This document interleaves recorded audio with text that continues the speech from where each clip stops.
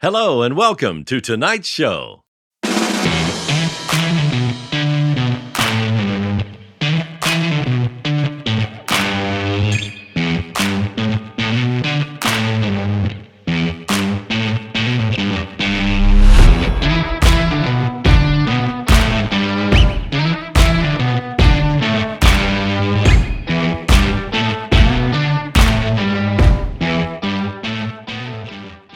G'day benchers, hello and welcome to an OTB special, the first ever After Dark episode. Now, before we get going, please heed the following public service announcement. This is not our usual G-rated show.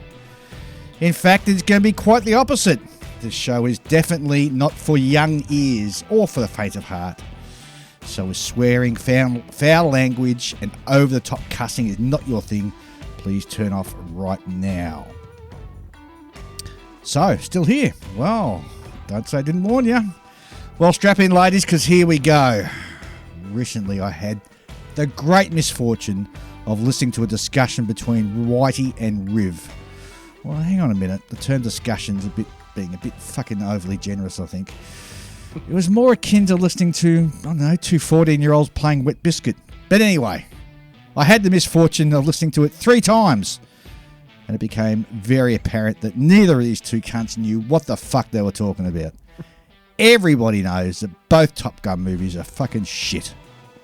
So being the elderly statesman of podcasts that I am, I felt it was my duty, public duty I should say, to bring these two half-wits onto the show to talk about something much more serious and highbrow. The best 10 war movies ever. This is not going to be a knife fight in the telephone box. It's going to be a full-on gunfight. So let me introduce to you our two gunslingers. Rob Islander Riv and Andrew Masshole Whitey. Gentlemen. I'm doing well. I'm glad to be here. I see Andrew's already got his gun out. I am armed and ready for the gunfight. I feel like you want to. I mean, listen. Obviously, Whitey doesn't really talk. I've sat with Whitey in social settings. He doesn't have a very eclectic vocabulary, like when it comes to cursing or being very vulgar. He's not a very vulgar person. So you know what? I need a copy of that soundbite right there to share with the rest of my fans. I don't know, man, because I mean, obviously you don't drop like F-bombs and stuff on the Geek Show. So, and when I'm hung out with you, you didn't just drop like random F-bombs or like expletives to like emphasize things. I'm generally a nice guy unless you get me pissed off. Well, we're going to get you fucking pissed off today. Let me give you that tip. I feel like the whole like, disclaimer about dropping F-bombs or being like vulgar on this episode of the On the Bench special After Dark, whatever it's called. OTB After Dark. Let's get the nomenclature right. Right, there we go. So, I mean, just to give a little background of, what's going on here, while I guess you want us on, me and Whitey did the Top Gun debate, and I knew it would be a lot of fun if we did it, and it fucking, God, did people really like that debate? I mean, a lot of people listened, like within the first 24 hours of that show dropping, people were listening to it. No, I don't think it was because of Whitey. I didn't think it was more because of me, but that goes without saying. I think that Whitey had a very, very good, strong defense of Top Gun, the original. I think there's some areas in that debate that he was very good at. I think that he won an argument in those respects. And there was other aspects that I think I won.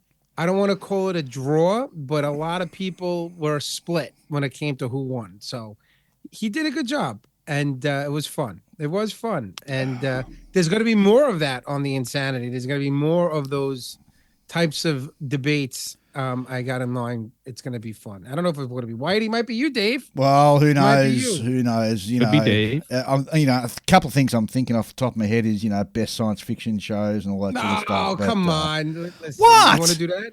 I'm better with. I'm good. I would be better with sci-fi than war movie, to be honest with you. Well, come on, man. You're talking to the man who eats, drinks, and sleeps sci-fi. So, who, you? Yeah, fuck yeah. Yeah, but you're not. Listen, man. I mean, I don't know, Dave. I mean, I don't know. But we'll see how you do tonight. We'll see how you hold your own. Okay, so this is how the show's going to run, all right? All right. So we're each going to go around the circle and each name our top 10 war movies. Wow. Okay. And then the other two can sort of poo-poo or chime in at any point in regards to that choice of movie. And then just for fun, let's just chuck in maybe our three worst evers at the end, if that sort of comes to mind for you. Because I've got a couple there that are real stinkers, but we'll see how that sort of plans. Oh, Jesus, Whitey's fucking typed out a bloody essay. Can you actually write, can you? Can you write? Oh, yeah, I'm pretty good with the literature.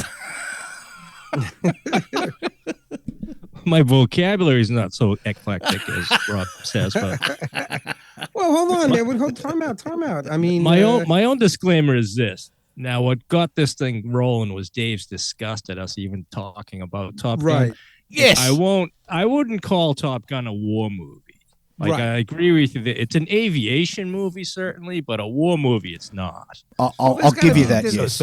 I'll give you that. So that's where I'll draw the line right there. It's it's not a war movie. Nope. But when we think of war movies, does it mean it has to be World War II or some like it could be? I mean, that's my personal definition, is something where it's either a historical armed conflict or, it's not really, you know what I mean? Like Top Gun's not takes place during wartime and maybe has some aspects of war taking place. That's the focus. Sure. Sort of like what people complain about, and which is going to be a debate on a future insanity, maybe around the holidays next year, is if Die Hard is a Christmas movie. That's the best debate you can have. That's a good analogy. That's a good debate. Yeah. Right. So it's got to take place during a specific war period. Doesn't necessarily have to have like battles, but it has to refer to things too. Well, some of my top 10 picks will actually sort of push that boundary. So let's kick off. Let's start with you, Rob. What's your first one you got there? Well, I mean, my favorite war movie of all time is Saving Private Ryan. Obviously, I mean, the only reason why I just find it to be my favorite when it comes to actual war movie is because of how impactful the first 15 minutes of that movie is. I saw that movie in the theater when it opened, and then this was 1998. So a lot of the veterans were younger. I mean, they were like in their late 70s at the time. So a lot of them were at the theater. Yeah. And I remember being there during, it was either opening night or like the next day. I saw it, and people were leaving. Grown men were leaving that theater like at the beginning. Well, it came out in 1998, the movie. 98 it came out. Yeah. So it's 27 years ago. 28 years ago.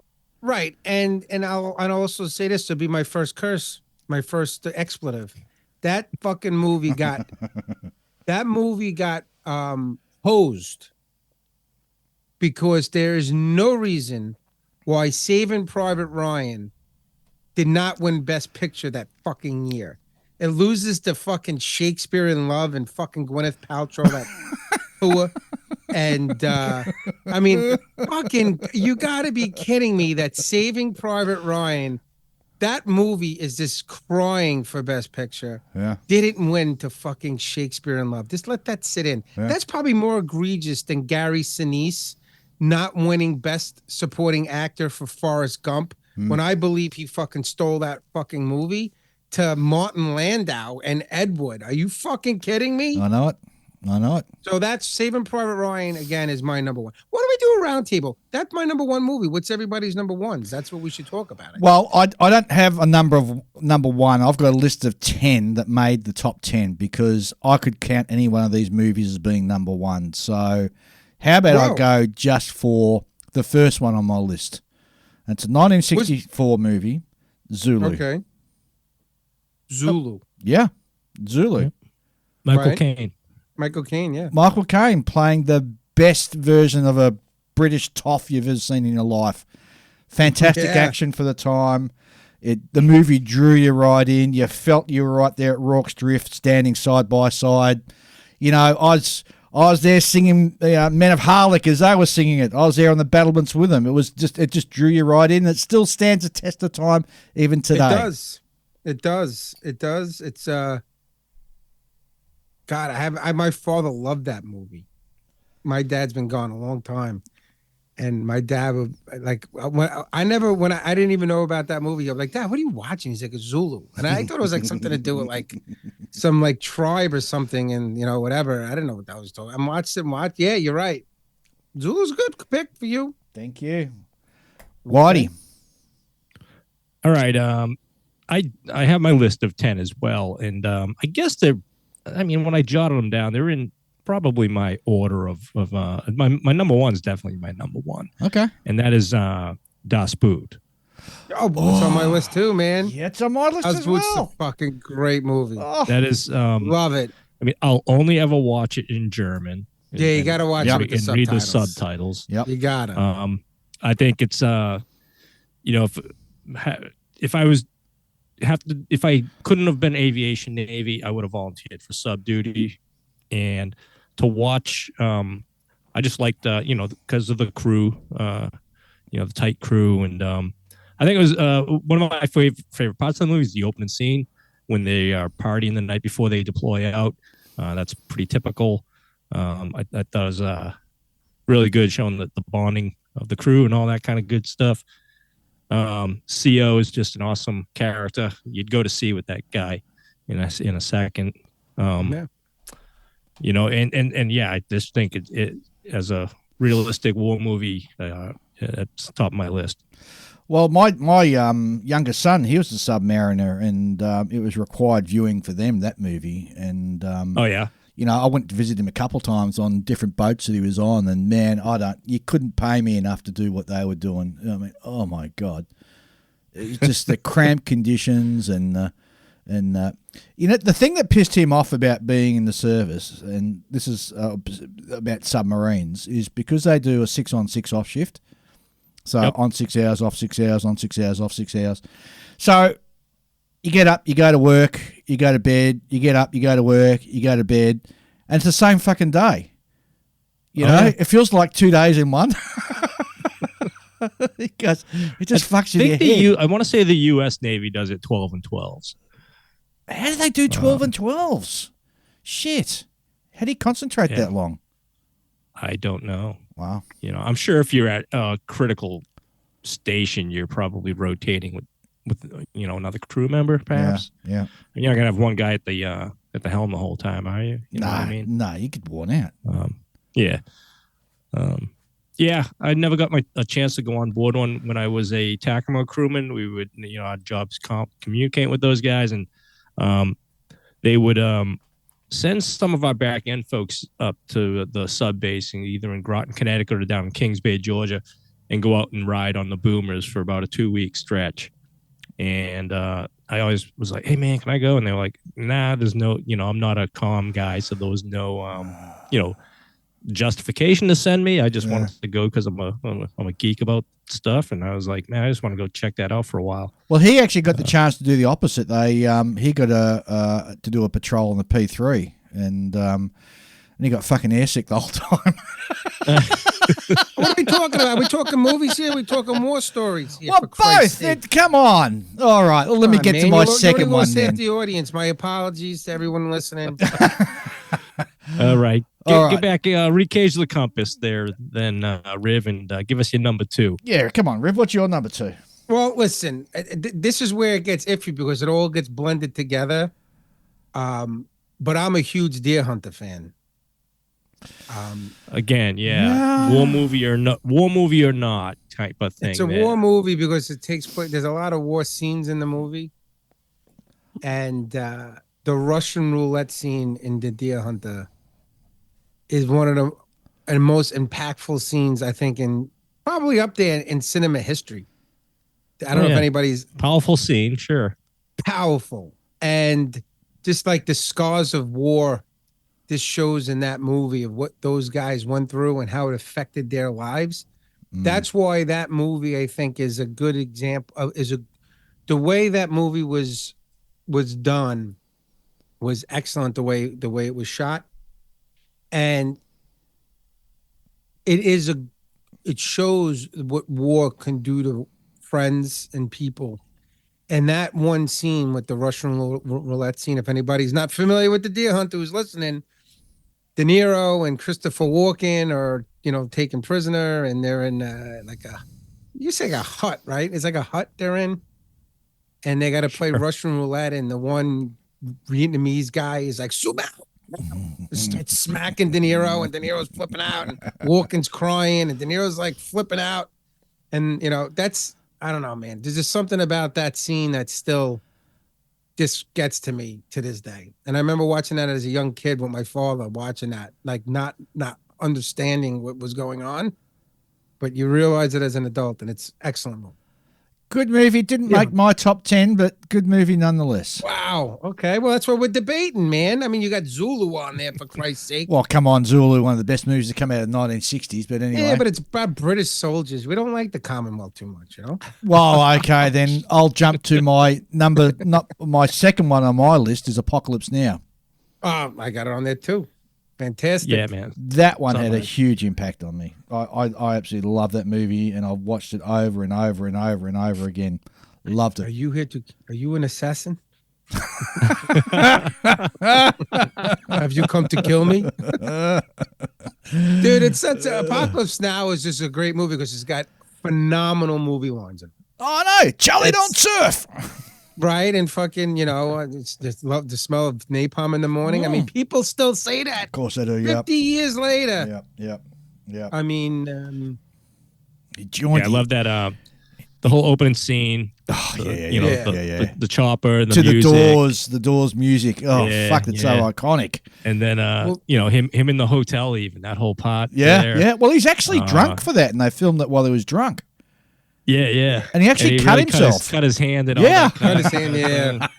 Come Sheen had a heart attack during the making of Apocalypse. I know. Christ. And then, you go from that to the that whole intel brief in the trailer where Harrison Ford makes his cameo appearance Harrison there. Ford, yeah. That whole scene is just great where they're laying out what they want him to go do and everything, and they're having all the shrimp, and they're eating the shrimp while they're telling you what to go and do.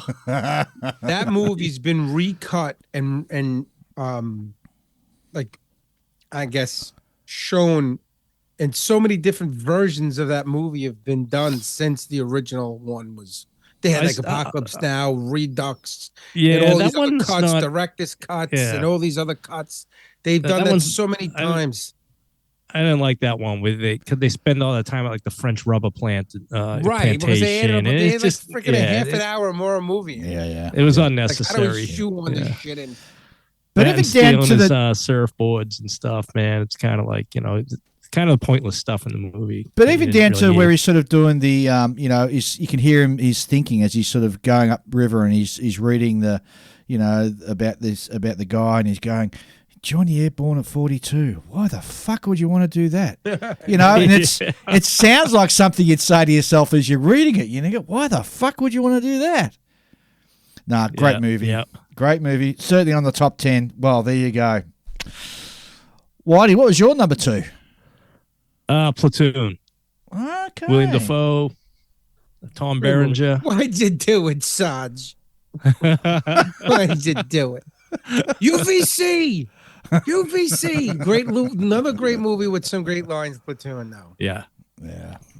I think that Platoon. Oh boy, trying to get on the chopper guy. Hey, what do you say, Bob? What do you say, Bob? Put me on the chopper, Bob. Kevin Dillon was great. I think I'm gonna need you here tonight. A lot of great young actors in that movie.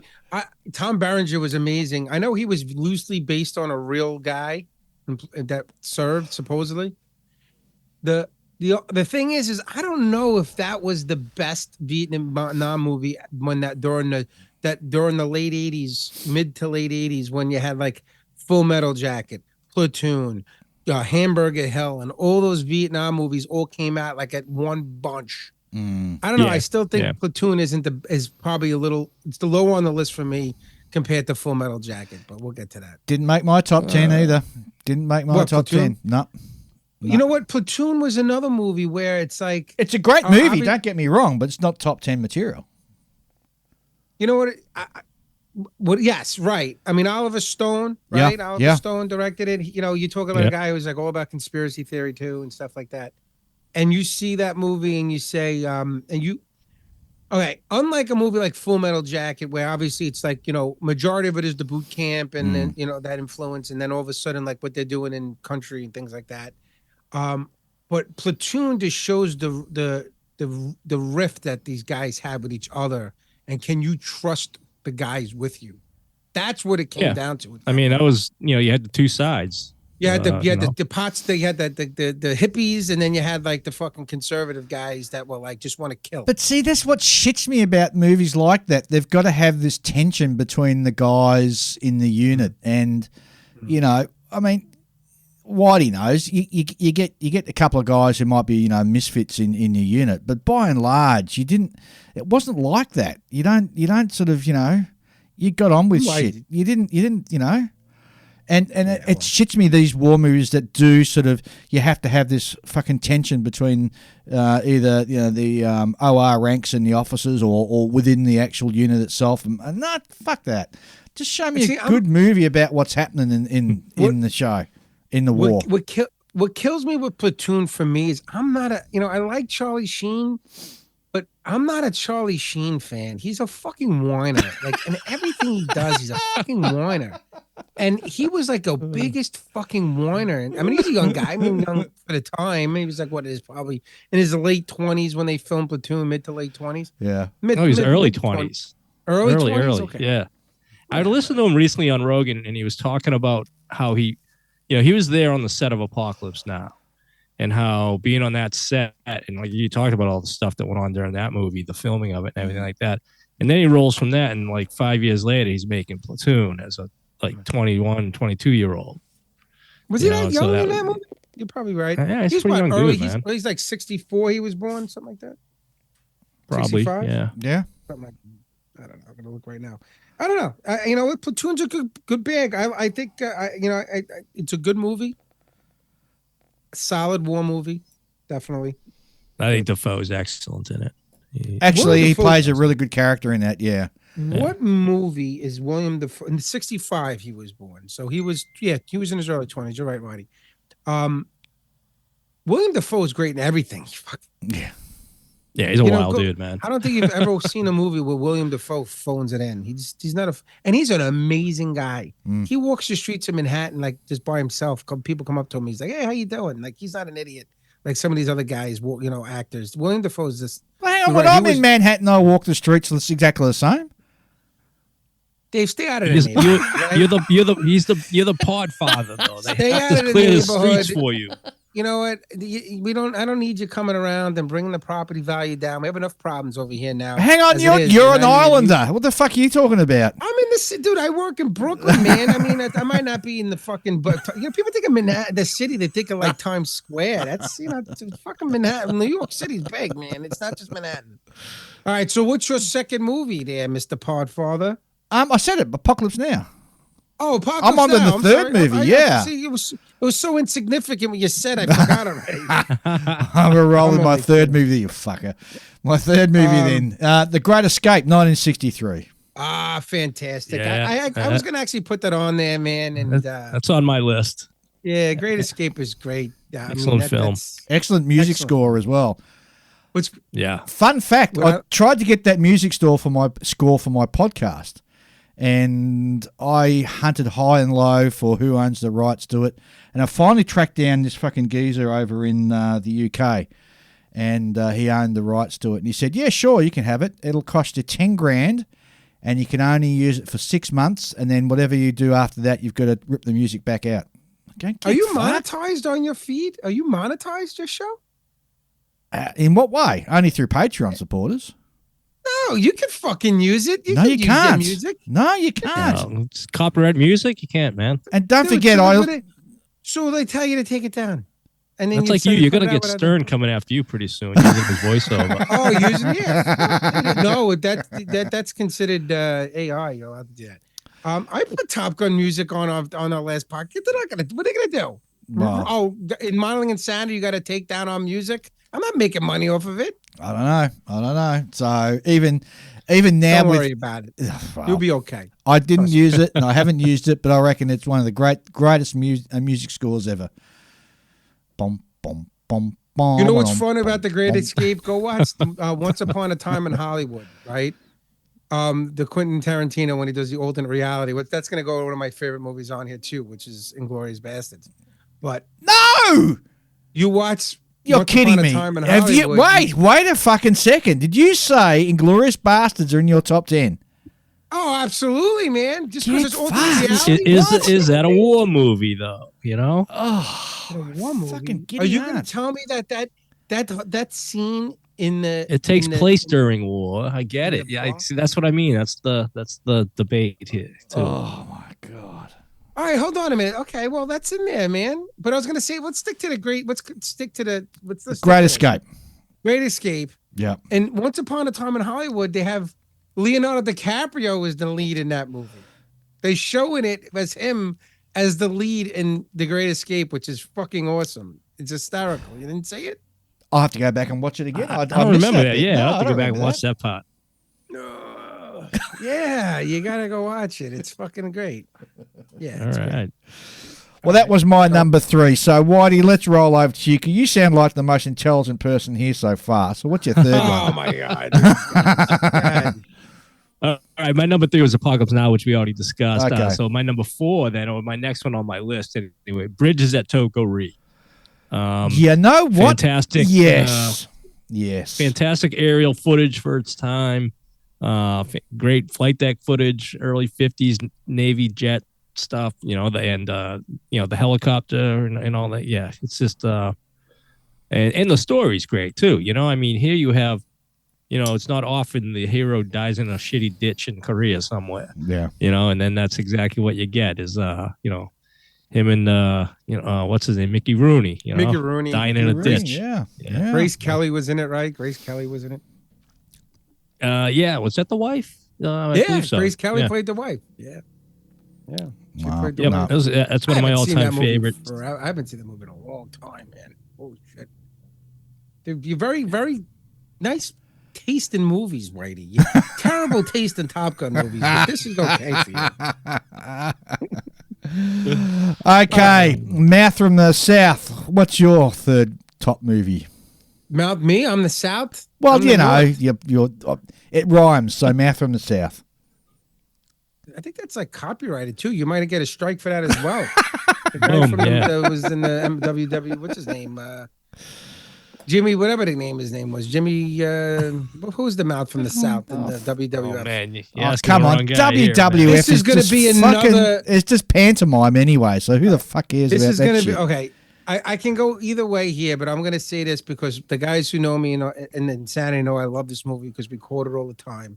And you're going to say, well, it's not a war movie. Kelly's Heroes.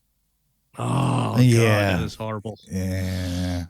Horrible movie. Come on. Yeah. My Come on, I enjoy justify it. It's great. It's great while I'm sitting here at the bench and you can pop it on and let it play while you're working on a kit. Yeah, I'm with Whitey. It's just background noise. what are you talking about? It's a great movie. It's so much fun. How? Are we talking about fun movies? Is this you have to get shot in a foxhole, or can this be a good? That's a fun movie. It is a fun movie. And that's it. In fact, fun is the operative word there. That's all it is, a fun movie. Come, the list goes on, man. I mean, my one of my favorite actors of all time that I try to like.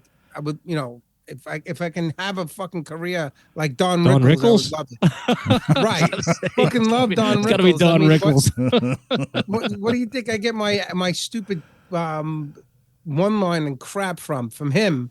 Telly Savalas. Kelly Clint Savalas Eastwood, played a great role in that Harold movie. Connor.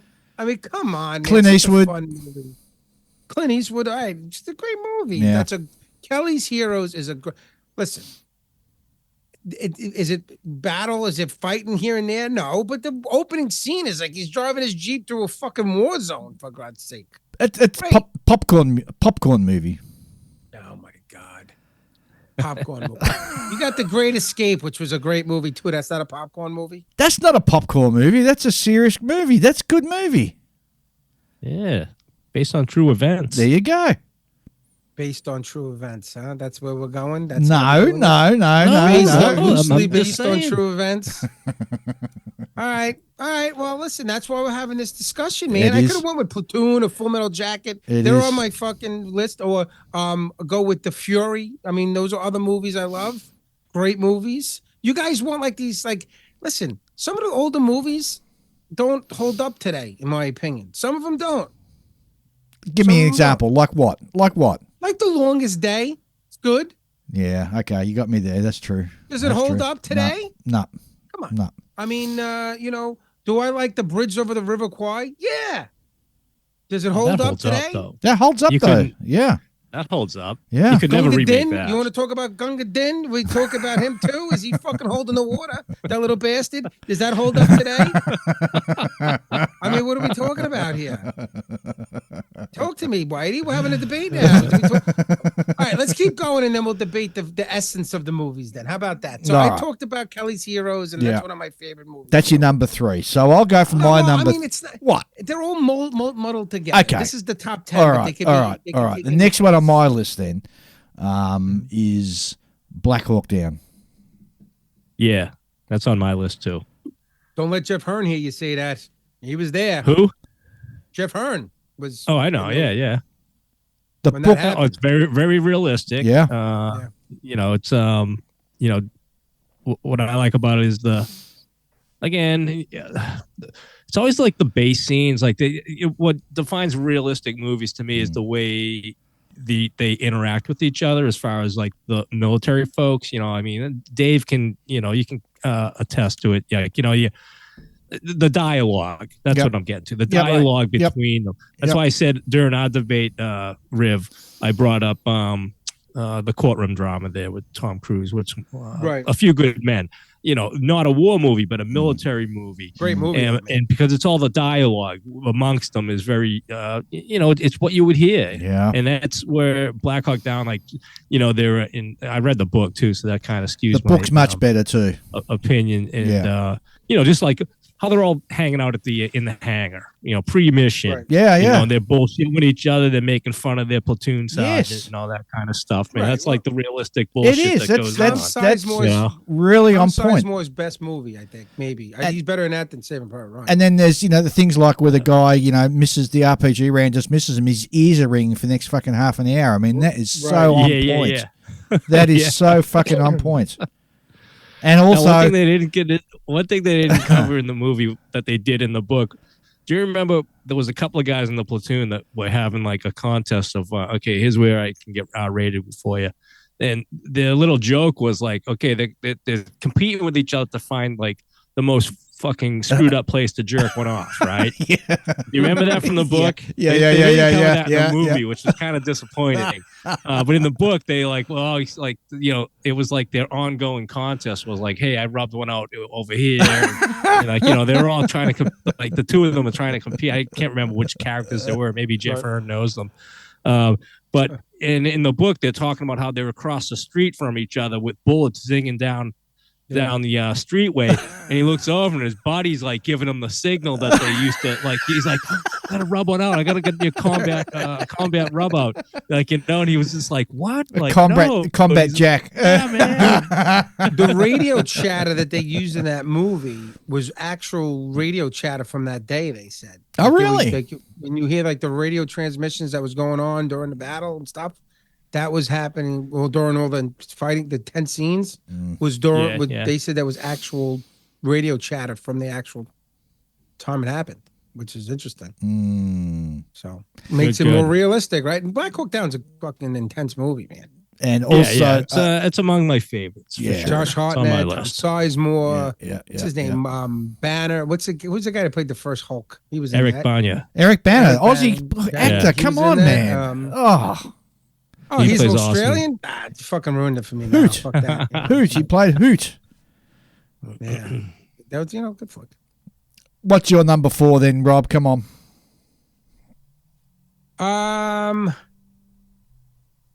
I'm gonna go with the Dirty Dozen. Lee Marvin. Yeah. Popcorn movie again. It's like what Popcorn. you guys want? Like, I want these fucking blood and guts movies. I mean, these are movies I grew up with my dad. Who never That's grew pretty up with blood the and Dirty guts. Dozen. I mean, yeah. I mean, but again, it's an old school. It's when all the war movies were being made back in the day, right? Everybody was making war movies back in the day. That's all they made was fucking war. That movie and like Kelly's Heroes and all, like there was a channel in Boston growing up, and on Saturday afternoon they would just show war movies like all afternoon, right? Right. It was like channel 56 or something like that, and so that's where I would always catch those movies. You know, Kelly's Heroes, The Dirty Dozen, Right. you know, Guns of Navarone. What's the other one when they go up the mountain? That's up Eagles Dare. Where Eagles Dare. Where Eagles Dare. All those old movies, man. And every Saturday. Yeah, and it would have, well, it was very similar here in Australia as well. So I think in the Saturday morning, we used to have the Sand and Sandals. So you get all these like Spartacus and type stuff would be on late in the morning, and in the afternoon you'd have a war movie. It would be, you know, Strategic Air Command, or it would be Bridges of Tokoria, for example, and all that sort of stuff. Yeah. So, Dave, do you like movies about gladiators? No, not really. No. Have you ever been in a Turkish prison? No. Well, I mean, you're mentioning these really odd movies, you know. No, Spartacus. Is that one of your top war movies now, Spartacus, though? No, although I'm joking. I know. Dirty Dozen's a fun movie because any of those heisty type stuff is just great, man. Well, again, you said fun. Yeah, see, that's what it is. Yeah. It's a fun movie. I mean, listen, you watch. Do you leave Saving Private Ryan feeling good about yourself and life in general? No. You watch Black Hawk Down. You're like, you know what? I want to watch that again. I want to stay for another show. No. Yep. Doing that. You want to watch Fury and you're going to sit through it and say, you know what? That was a great movie. That was a fucking shit movie. Right. Well, you know what I mean? It's like intense, though. These are intense. Yes, movies. it's intense, but it's intense like watching fucking Spider-Man battle against Batman. Intense, but that's about it. Are you talking about? What are we talking about We're here? talking about war movies, but what I'm saying is that's fucking cartoon shit. It belongs on the cutting room floor. Don't call it a fucking war movie. Oh my God! You were gonna go watch All Quiet on the Western Front or whatever the fuck it is. Which version? The original one. They remade it like how many times did they make it? The remade one, the most recent one, where it's made in German, is fucking outstanding. That was good. It's pretty good. Didn't make my top 10, but it's outstanding. It's good. Good flick. Do I want to watch it back to back? No. Kirk Douglas in the first. Come on, that was fucking. Kirk Douglas was in the right. Yeah. But you know, I mean, it's your man, Spartacus. All right. Well, why do you think we're up to you for a number 5? What's your number 5? All right. I'm going to get into some obscure movies here. I got a couple on my list that are pretty obscure, but they were really good stories. Korean film, actually. It's called My Way. Obviously, it's dubbed in English, but never heard of it either. You know, so I couldn't name the actor, obviously, being the Koreans and Japanese. But it's again, you talk about Private Ryan, and we all remember the scene when they're storming the beaches, and you got these Asians surrendering, and people were like, "Did I just see an Asian guy? Why is an Asian guy there?" Right? And so then you read, if you read the book, you know, you talk about there was different units of the German army that were made up of, there were Asians. And, that's two guys. Things like this. That were, so anyway, that's what this. So this is it's a story about a Korean and Japanese. They're friends in Korea. Japanese occupied Korea during previous to World War II, like in the early part of the 30s. And then of course the Japanese army comes along. Yada yada. War kicks off. And this kid gets yanked into the Korean gets yanked into the Japanese army, has to go fight the Russians. Long story short, he winds up a Russian POW. Then they make him have to fight for them. So he fights in the Russian military. And then shit ensues. They're on the Eastern Front and he gets, rolled into a German unit somehow or another, winds up in Normandy. And, he winds up surrendering to the Americans in the end. So it was just, you can imagine that whole, what that would all entail. And, it was a good story. It's based on a true story, too. Based on a true story. A lot of, it's loosely based on some true events. And, some pretty decent combat scenes, like the part where they're fighting in Russia in particular. I want to say it's been a while since I watched, but I want to say they did a good job, like depicting some tank battles, like T-34s and stuff like that. Stuff we're not used to really seeing watching American films all the time. Well, hang on. I'm just going to say this guy must be the most useless soldier in the world because he gets captured by the Japanese and captured by the Russians and captured by the Germans you can imagine and captured by the fucking Allies. I'd be the first. I'd be taking every opportunity to surrender myself if I was in history. I'll have to go check that out. That sounds like a good movie to watch. Yeah, I never heard of it before. All right, Rob, what's your number 5 there? Sorry, did I cut you off then, Whitey? Oh no, go ahead. Okay. Yeah. I was just gonna say, reiterate that the name's My Way. Yeah, At least that's the English title of it. So if you're Googling out there, what's that? Another movie that you're probably going to poo-poo me again for saying this, but this is a movie that I watched probably more than any other movie when it comes to war movies. Oh, here we go. Guns of Never Owned. Love it. Is Patton. And I'm going to tell you why Patton is one of my favorite movies. Because I love Patton. I know there's some obviously historical inaccuracies in it. Obviously, George C. Scott is Patton. I just think that that guy single-handedly made people think that was Patton. Yeah. When people think of Patton, they don't think of Patton. They think of George C. Scott. Yeah. Right? Yeah, true. Yeah. So, and I think that I don't think there's any character, with the exception of maybe forget about, sci-fi movies, but when you think of The Godfather, you think of, Marlon Brando, right? It's like he's the Godfather. You think of Patton as a historical figure, you don't think of Patton. You think of fucking George C. Scott. Yep. And when you listen to Patton talk in historical reels, you're like, holy shit, man. Guy sounds nothing like George C. Scott. Why doesn't he sound like George C. Scott? He should, because that's Patton.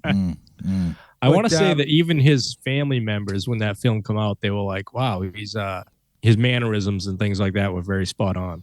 Yeah, he was.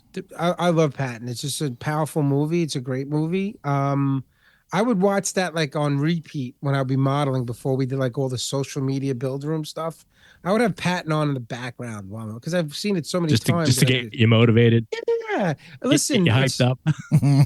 You're kind of as a armor builder, you watch that movie and you're like, fuck, you couldn't get a freaking Sherman. Yeah. I mean, what are you using the M47s or whatever? M48s or something, weren't they? Or 48s. Yeah. I will say that, we all talked about Saving Private Ryan earlier, and back when that came out in '98. Let's see, I was living down in Pensacola, and I recall going to a model show over in Louisiana a short time after that.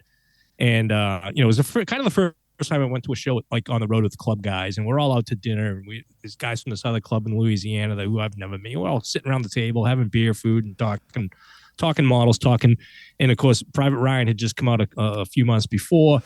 And I'm saying oh wow, that was a wild ass. It was a great movie, and there was these other guys, armor guys, and they were all poo-pooing it because the inaccuracies with you're trying to use that as a target tank, and I don't know, right.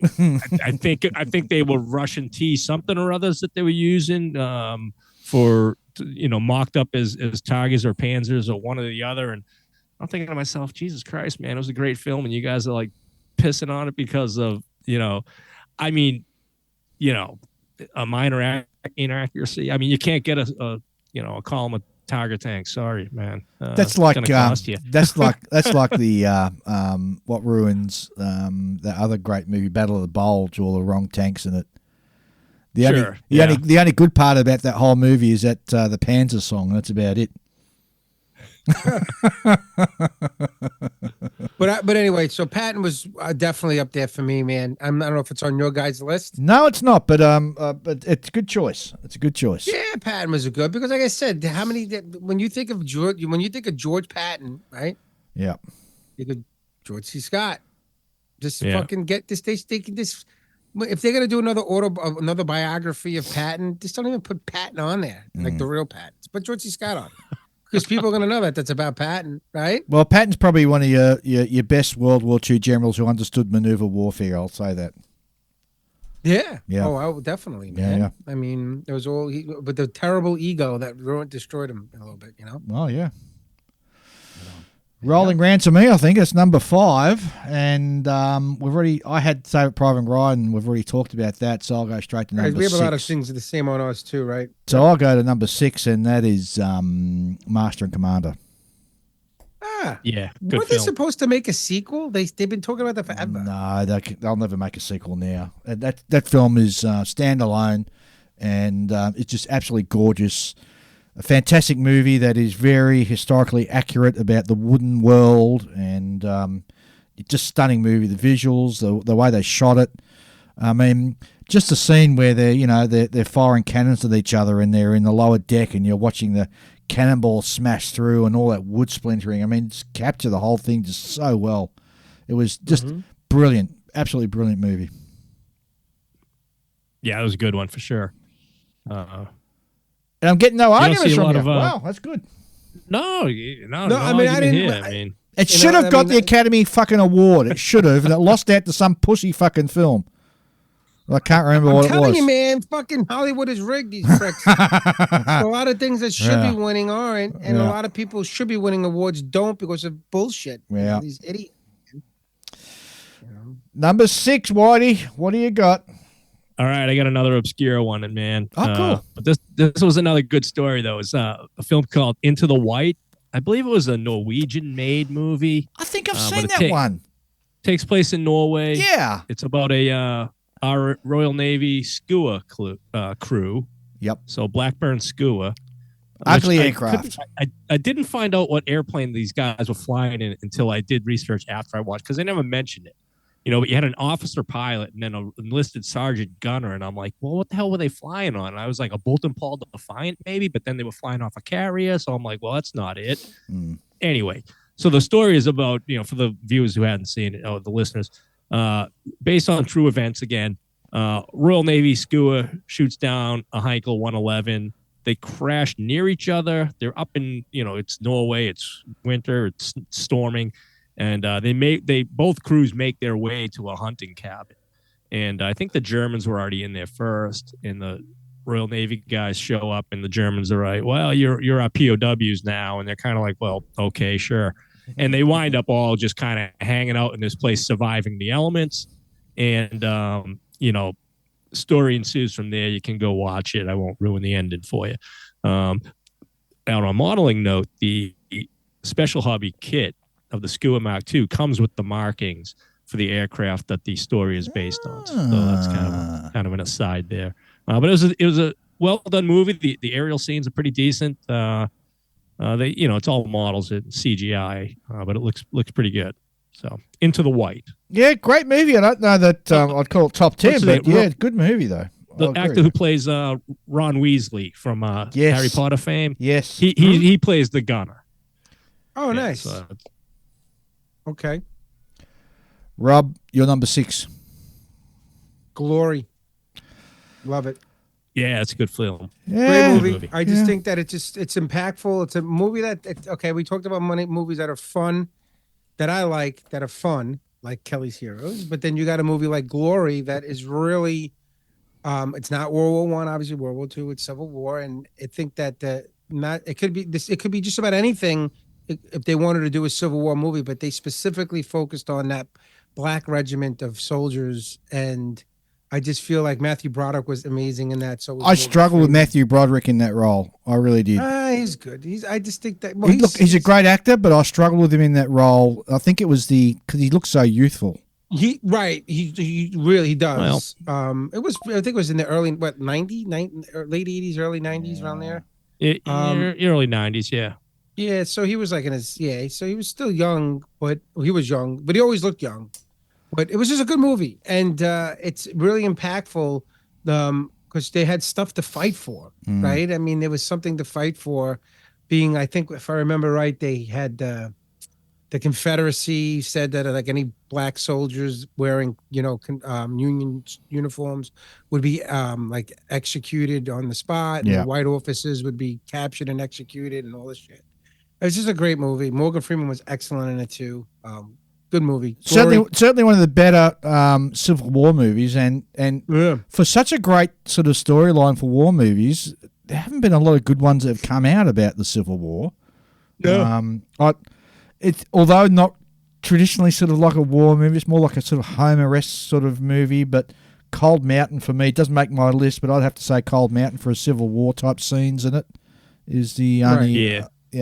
But why is it that there's not a good Civil War movie out there? I don't know, man. No one's like, hey, we're gonna make a Civil War movie. What was Gettysburg? Was that in the theaters or was that a TV film? I think it's a TV film, and those fucking ridiculous beards that they had stuck on their faces. We talked about that in the build room about Gettysburg, and I think that's actually they're making a new one. I think. I hope they make a good one. Yeah, they would definitely have to, make a decent Civil War movie based. Gettysburg was in the flavor of Saving Private Ryan. Like that. You know what I mean? So I think one thing Private Ryan did was open up that window to go, all right, we all knew beforehand that war is bloody and nasty and all that kind of stuff, but they never really showed it all that much in a film. I think up until Private Ryan, when those friggin' landing craft doors opened, man. I think a lot of people were sitting in their seats going, what the hell did I just sign up for, man? Yeah. So that's one thing that movie definitely. I know my wife, her and I went and saw it, and she come home and she was quiet for a good while afterward. And her dad was a Vietnam vet, Marine. He was at Way City and got clipped a couple times. And she said, I think I understand a lot about my dad now just after watching them, because she'd never read war books and stuff like that like I did. I mean, she's not a history fanatic or anything like that. But after seeing that movie, he's a civilian essentially. She was like, I get what my dad, why he's the way he is was. Yeah. And, and you go, yeah, he saw some shit, man. I mean, being a Marine in Vietnam for 2 tours. 2 tours? Fuck. Yeah. That's hardcore. So. Jesus Christ. I'm going to move on to my number 7, but that was already taken away by Whitey with Das Boot, so I'll have to go to my next one, which is a highly underrated movie. Came out the same year as Saving Private Ryan, and that is The Thin Red Line. Good. Other side of the it was other side of the very quiet sleeper movie. Fantastic sort of action. Very realistic action. Really good movie. Some esoteric fucking Nick Nolte. Yeah. Well, cast had Jesus. Jim Caviezel, right? Jim Caviezel. Yeah, and it had a shitload of bloody fantastic. It was an ensemble cast, and a little bit esoteric. I think it was interesting reading about how it was made. It was the final cut was nothing like what they shot. They thought it was completely different. In the editing room, they flipped the movie, but some of those combat scenes and everything were just about the fighting on Guadalcanal as the army sort of pushing through. This was after the Marines had been there. The army was sort of pushing through to clear it out. And just sensational, absolutely brilliant. Because it focused on a part of the war that's never really focused on. Everything's the European theater, so having the movie take place in the Pacific was totally different point of view of World War II, right? Well, it's funny, when Whitey and I were talking about this, we specifically said we're going to avoid miniseries because... Right, I said that to Whitey. Yeah. Talking about them, But every miniseries that's come out has been fucking fantastic. I mean, you've got War in the Pacific. Oh, my fucking God. That is I wasn't a Pacific fan. fan. What? No. Well, it's not as good as Band of Brothers. I mean, but what is? But it was still good. I mean, it was good. I think with Pacific, it was written from like 3 separate books. So you're following 3 separate storylines. Vice, Band of Brothers, where you're following, you get to know those guys. Right. I mean, it was mostly, the one book, but there was also took things from Dick Winter's memoirs as well as Webster's memoirs. So they kind of like took things from different aspects to get different stories. But back to the Thin Red Line, I think that the reason why that movie was as good as it was is because it did focus on a part of the war that's been overlooked, and that's the Pacific at that time. 100%. No one really particularly the U.S. Army in the Pacific. Yes. You don't Right. see a lot of movies No. about that. Yeah. I mean, they It's did always Flags of Our Marines, Fathers. you know? They did Let Us See Iwo Jima. They did those movies later. Clint Eastwood. Matter Yeah, of fact, those I were was going to good. have them on my list, but those were good. But at that point, they really wasn't a focus of that. Yeah. The people I that need did to World War revisit- II. I need to revisit Thin Red Line. I Yeah. saw the movie, but it was I've only ever watched it once. And George Clooney's in it too, Yes, right? he is. Yes. George Clooney's in Yeah, it. George Clooney. I'll tell you, cast of thousands. Filmed in Queensland, Australia. Oh God! Now I can't fucking ever watch it again. For Christ's sake! Come on, man. All the best movies come out of Australia. Oh, All right, then, smart ass. What's your number fucking 7 then? I'm gonna say it again, and everyone's gonna get mad because it's a movie that I grew up with, and I just find it. I love it. A Bridge Too Far. Oh, that's on I my love that. list. That's on my list. Actually, that's on my All right, also and ran. The reason why I got A Bridge Too Far. Yeah. Well, where else can you get Gene Hackman playing a Yeah. Polish fucking general or Yeah. whatever? It's a colonel or whatever. It was. Yeah. I Talk still about an remember. ensemble. That's an ensemble. Yeah, Yeah. well, you got Oh, Michael. boy, yeah. You got Michael Caine, right? You got Yeah. you got what's his name?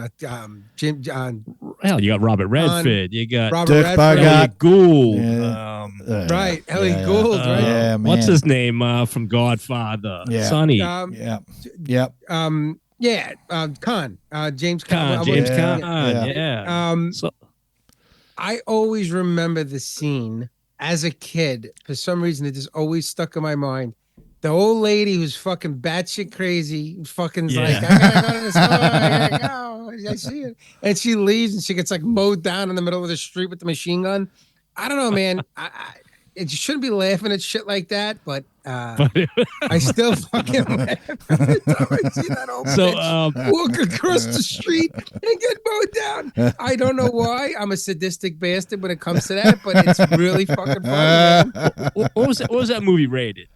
A Was PG it rated back R? then. Was it PG? No, there's no way. Yeah, there's no way. It was those movies. were not rated. You know, I Say don't what know else? what year it was or how old I was when it came I out. think it was like 77, right? Or something like that. But I was, so I'm probably like 10 or 11. And I went to see it with my dad. My dad was a big World War II history guy too.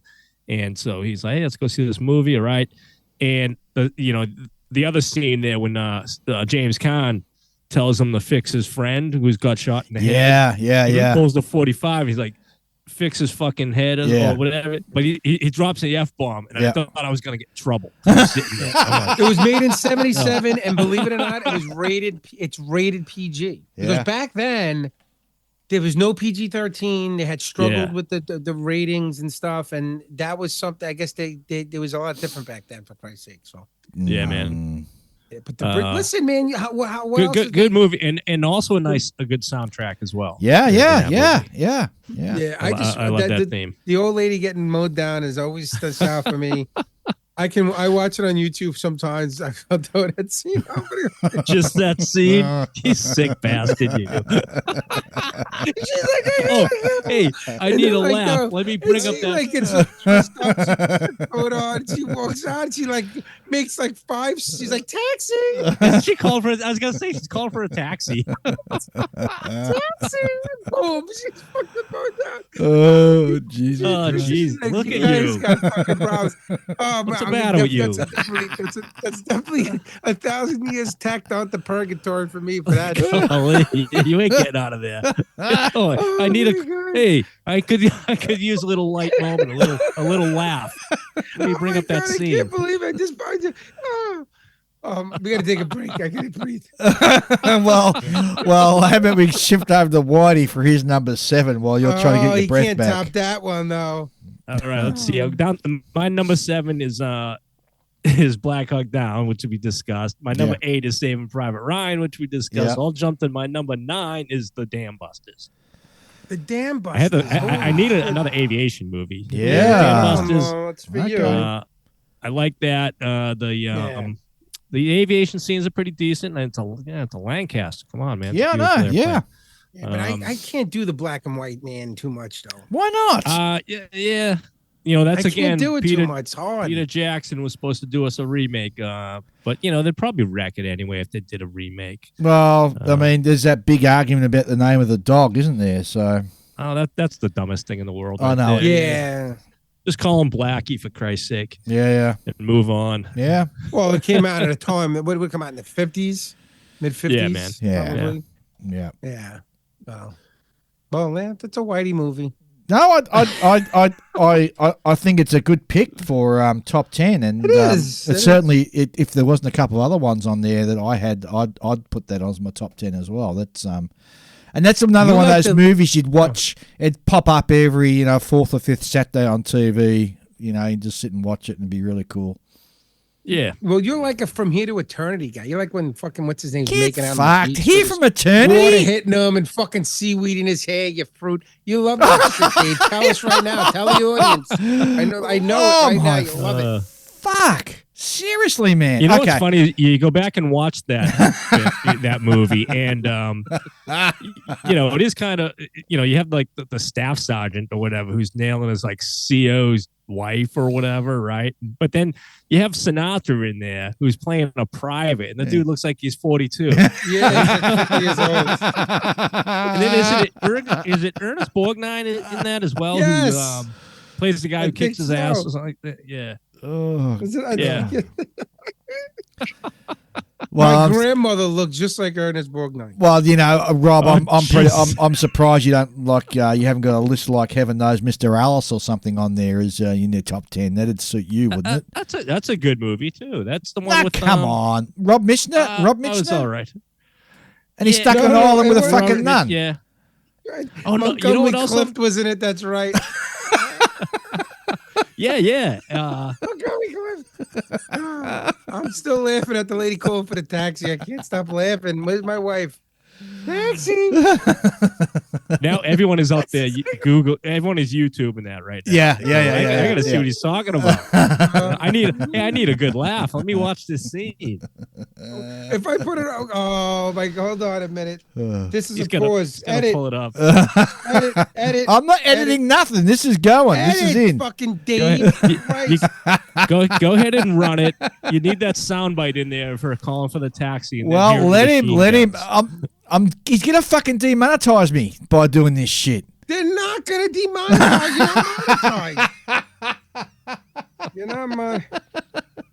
Oh my god, it's fucking funny. Oh, here it is. Okay. Oh my god. Put it close to the microphone. Hold on. This is too loud. Hold on. I got it. This is the scene. Yeah. You ready? Hold on a minute. Come on. We're waiting. Can you hear it? No.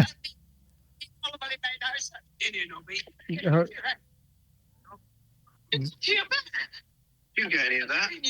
Can you not hear it? Yeah, I can hear it. Can hear it. This is great listening for viewers at home or listeners at home. And he's waiting. Come on. Look at his face there. It looks like he's trying to fucking squeeze one out, doesn't he? Whitey? I know, man.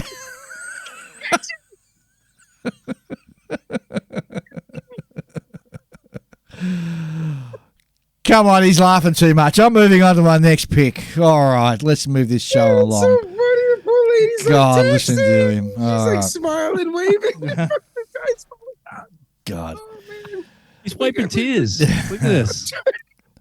My next movie is... She's fixing her hair in the mirror while the guys are all setting up shop with their guns in the apartment.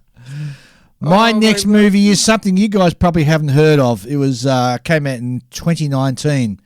Fantastic movie called Danger Close. And it's a Vietnam War movie.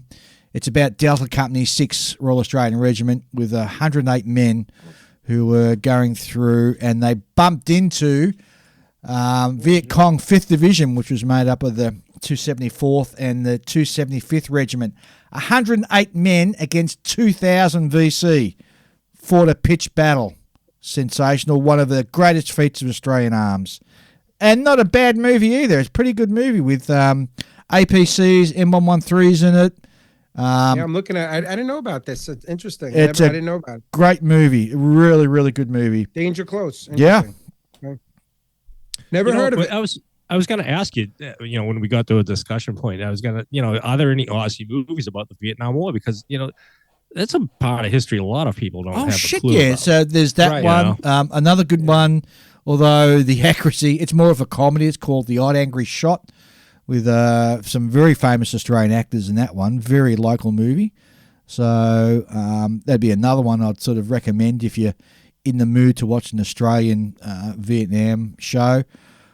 We did a heap of World War II movies and World War One movies. So you got what's another? Some Aussie ones. The Desert Rats, classic fucking Aussie fucking wartime movie. There's another one called Anzacs, isn't there? Anzacs, it was a TV series. Yeah. You got the Horseman, the Light Horseman, which is a World War One show. Fucking heaps of them, man. And you have a check this out and see how far we punch above our weight for a very small nation. It's really, really good movies there. But anyway, Danger Close makes my list simply because it's such a fucking great movie about the Vietnam War from the Australian perspective. What about Gallipoli? You got like Australian. Oh yeah, Gallipoli is another one. That's. I mean, that's a great movie too. It is. It's a movie. It is, and it's actually it's extremely well done, Gallipoli. But again, it's it's a good movie. A bit fucking esoteric in places, I guess. Right? Wasn't Mel Gibson in it? Mel Gibson was in it. Yeah. We still claim him as an Aussie, for fuck's sake. He was born like in New York and then moved to Australia. Then, right? Isn't that what it was? Yeah, and of course he got his it was Mad Max where he's got his Spurs. Which is a great flex. Yeah. Well, Road Warrior. Well, hang on a minute. I'm thinking that maybe Fury Road. We'll do the sci-fi. All right, we'll do the sci-fi another time. That'll be even better, man. Okay. All right. Is it my turn? Sure. Christ, and I get this taxi. I gotta say, we said it before, and I'm gonna say it again, and I'm gonna officially talk about it because I think it was a better movie than Platoon, Full Metal Jacket, and there's a reason why. Stanley Kubrick, sick bastard. It holds up, definitely. I mean, the boot camp scenes, you can't. Yeah, Arlie Ermy. I mean, he was like, he was on as a consultant, but the guy couldn't do it the right way. He's like, fuck it, I'm just gonna be the drill sergeant because I know how to do it. Kind of made that guy. What's his name? William D'Onofrio was fucking amazing in it. Matthew Modine is amazing in that movie too. Yeah. The movie's great because it's segmented, right? It's all, you got the basic training, which is probably more than half the movie, I would say, right? And then you get, maybe half. And then you get what goes on, there, Vietnam. And it was just fucking crazy. I mean, Way City. Like I said, I'm going to say this, I'll save it. I'll do an honorable mention after we talk about this. But Full Metal Jacket, I mean, I was a kid. I was like 13 years old when that movie came out. So it had, like, obviously, Me So Horny with the whole fucking, what was that one band that had it in that one song? It was like fucking in the lexicon at that time. Everybody talked about it. Buku, whatever. Yeah. Mm-hmm. You're too buku means you're too big, I guess, right? Yeah, Mississippi Black Snake or whatever. Yep. Whatever. Like bastard. Oh my God. No, but just Full Metal Jacket, just intense movie, man. And again, there's another movie. How does fucking Vincent D'Onofrio get fucking nominated for an Academy Award for that? I don't know. Performance? Yeah. I mean, he put on. Have you ever listened to him do interviews about him auditioning for that role and then getting it? And if anybody's familiar with him as an actor, he's amazing. He's probably one of the best actors ever. Went on to do some good TV series afterwards. Yeah. He's in the I'm forgetting on his name right now. Whitey, help me here. Why am I blanking out right now? Oh my God. Fucking, what are you trying to think of? Hold on, I'm going to tell you right now, and it's going to be quick. Edit. Edit. Fucking listen to them. Jesus Christ. You think you'd come on fucking prepared, wouldn't Gary you? Oldman. Gary Oldman is a fucking amazing actor. Oh, yeah, that guy's versatile D'Onofrio as they come. is on that level. Like, you watch him, like, he just made, and I'm sure this is now obscure, he made a movie called Adventures in Babysitting, where he's like the tow truck driver, and he's like in great shape. He's skinny, he's jacked, and he tells a story about how he got the role for fucking Full Metal Jacket, like right after, or while they were filming that movie, or right after, and he had to fucking put on like 150 pounds. Wow. And he had to engorge himself just to get fat and out of shape because he was always in good shape. And Dude, did he not play an amazing role in that movie? I can just picture his big stupid face when he's telling him to wipe that smirk off your face, and trying not to smile. Oh my god! I mean, Dave, you went to boot camp, so you know that all those man. you see those And characters. I swear to God that the sergeants, or mainly his corporals actually, they would say things on purpose to try and fucking make you laugh, so they could bloody jump on you. Definitely. And yeah. He shoved Kenny from that book suppository building, sir. Shut up. I love that fucking part. I went off to boot camp about a year after that come out, and it was Navy boot camp, so it's definitely not as stringent as Marine Corps boot camp, certainly. But I remember, you get off the bus and they hollering at all that stuff still. But you eventually you find yourself in a room with a bunch of people and you're filling out paperwork still at 3 a.m. And I remember the guy standing up there and he's like, he wasn't one of the drill instructors or anything like that. He was just an admin type. And he's like, how many have seen, Full Metal Jacket recently? Like, he's like, you're going to hear a lot of shit like that. Like, you'll see some funny stuff, and of course you're half awake and half listening to whatever. But I remember that dude talking about it. And sure enough, we had a guy who, it wasn't a jelly donut that he snuck back, but it was definitely a can of Coca-Cola that he had in his locker. And the, drill instructor in the Navy, they called it a company commander.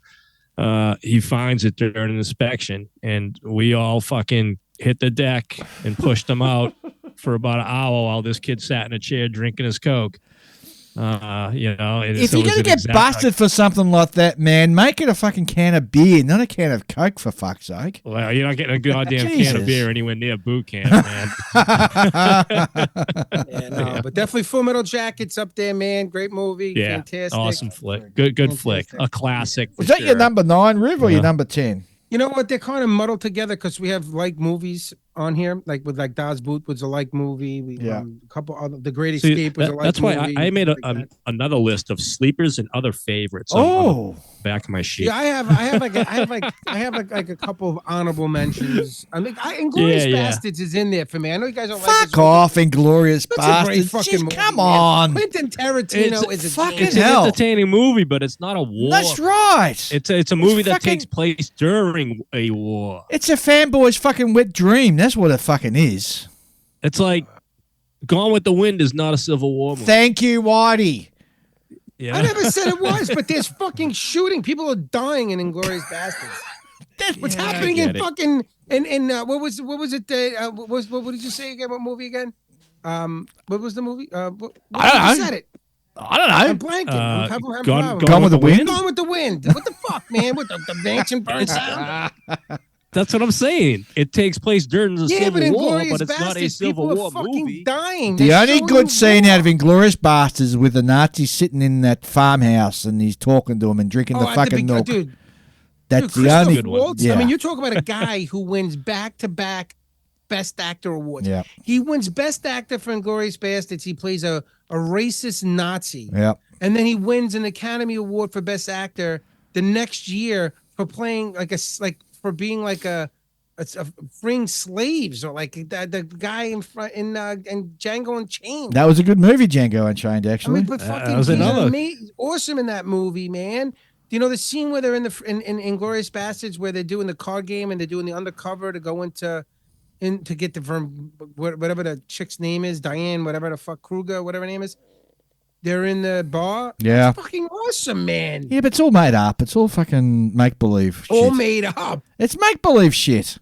It's like Fury. It's not a good movie. It's an awesome movie. Yeah, but it doesn't fit. War movie? Yeah. This is so I don't know. So what we're talking about, a war movie has to be that it was based on something real and it has to have people shooting guns. I mean, is Wonder Woman a war movie? Is Wonder Woman a war movie? There's a lot of fucking war battles going on. That's what I mean. When she goes to No Man's Land, are you going to tell me that wasn't fucking awesome? What do you mean it wasn't a war movie? The whole movie was based about World War One. The whole thing. The whole movie. Yeah, but it wasn't Linda. But it wasn't Linda fucking Carter, was it? Is Captain America the First Avenger? Is that a war movie? Oh, Raiders of the Lost Ark's a war movie. Come on. No, it's not a war movie because there was no war going on. First of all, there was no war going on. Raiders of the Lost Ark takes place in 1937. What war was going on? 1930. Tell me. Well, Spanish Civil War. The Spanish Civil War was happening. So just because there's a people walking around with a uniform on, there was no war going on. The world wasn't at war in 1937. What about China? China was going off in 1937. What are you talking about? That's a bad defense. That's what people say about fucking Die Hard. Well, it is Christmas, but is it really Christmas? It's an action movie that takes place on Christmas. Fucking some famous politician once said, I can't define pornography, but I know it when I see it. Yes. And that's kind of where I'm going. Like our definition of a war movie here is we all out there know what a war movie is versus a movie that takes place during a war. Right. Das Boot is a movie that takes place during a war, right? Yeah, sure, man. They are at war. They are on patrol. They are sinking ships. Right. Whereas your one is just a fucking fantasy out of bloody what's his name's mind. I don't like the abuse I'm taking here, Dave. Don't ever. It's not abuse, mate. Trust me, you will feel it when I fucking abuse you. You will know it. I'm being abused right now. I feel very dirty. You're not. Your eyes aren't fucking bleeding, mate. So I'm not abusing you. I feel very violated today. my number 10 is the Great Escape. So since that's already been discussed, about that, but yeah. I'll jump onto my alternate list here. Sure.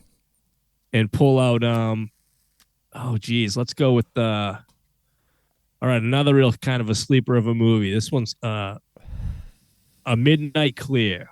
Now, in the vein of Die Hard, is it a Christmas movie? It takes place during Christmas. It's kind of Christmassy. It's about a small intel gathering platoon of American soldiers, wintertime around Christmas, and they find themselves at the far edge of the line, blah, blah, blah.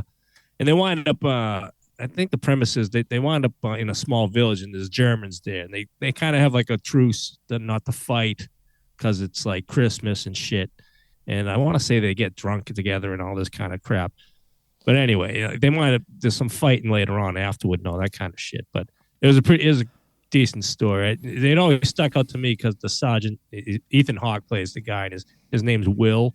It's more of a. I never heard of it. No, his last name's Not, so it's like Sergeant Will Not is his name.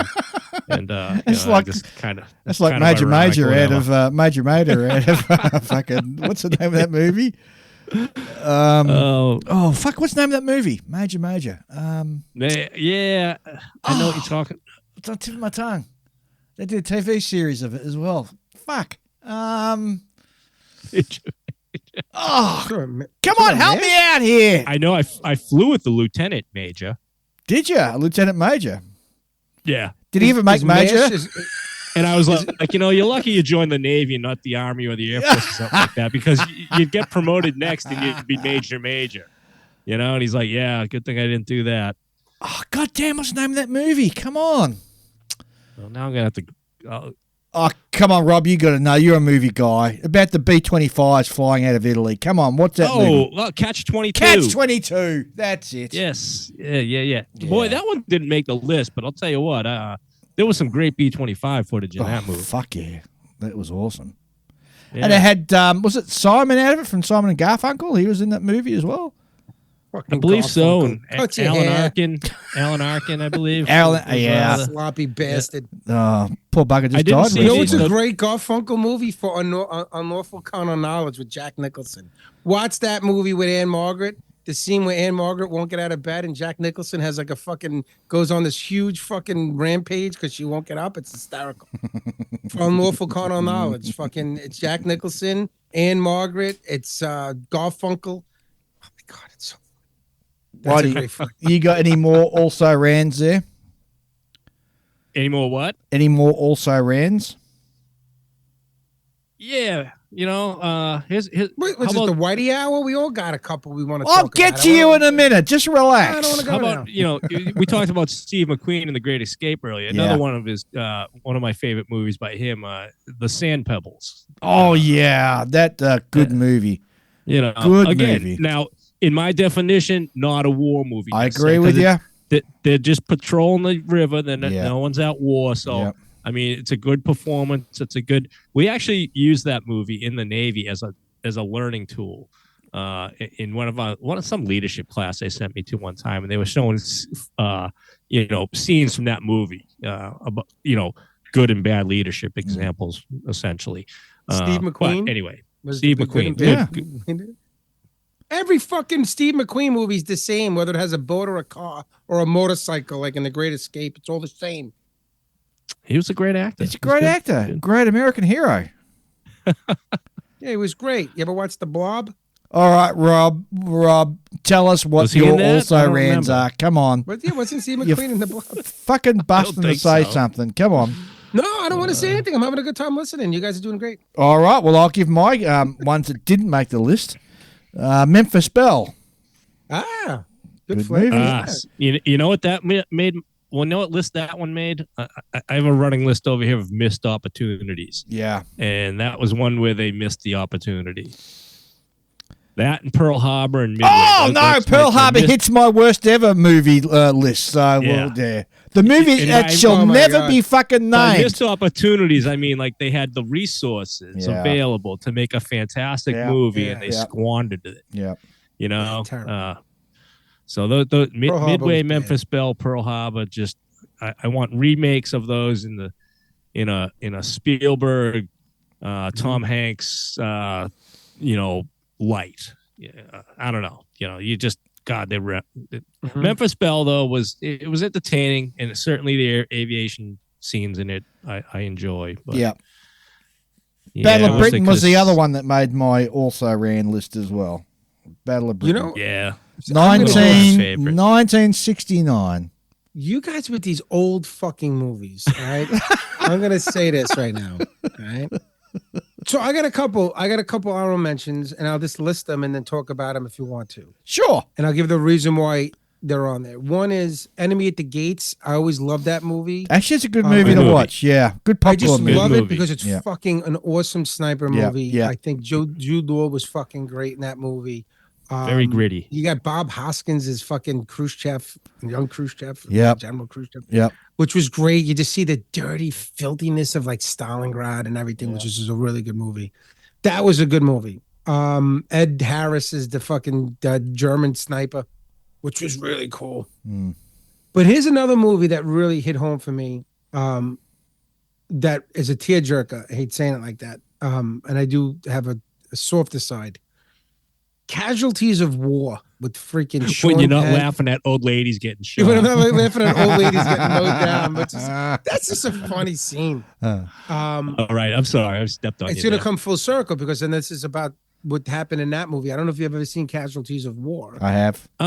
Yeah, Sean Penn, Michael J. Fox. Michael J. Fox, right? where Yeah. where he has like he's on the it begins. He's on the bus. He sees like a Asian woman. I think, and then he has flashbacks when he's served in Vietnam, where they took a Vietnamese prisoner. Yeah, right? yeah. and they fucking kill her, and they did to that poor girl. That was like really a rough movie. Like you can't sit there and watch that movie again. Like you watch it once, it's like, hey, you Yeah. know what? I feel like watching Casualties of War right now. Like who the fuck does that unless you're a sadistic bastard?